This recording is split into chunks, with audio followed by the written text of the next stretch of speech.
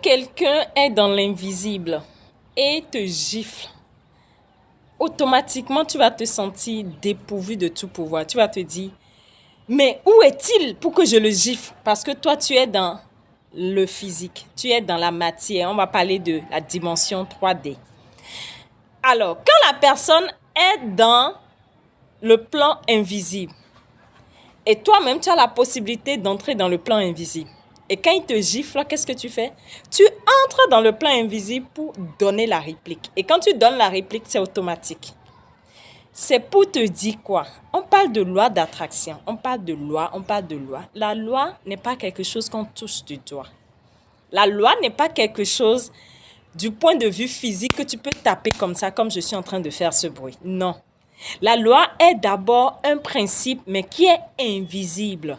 C'est un principe qui se manifeste sur le plan invisible avant que tu ne vois ça dans le plan visible.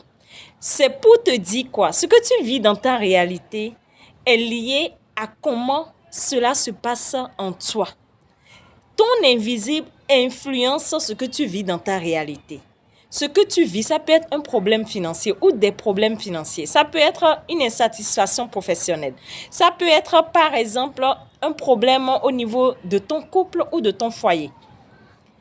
Comprends que la source, la cause est dans l'invisible. La cause première est dans l'invisible et c'est les conséquences, les effets que tu remarques dans le plan physique.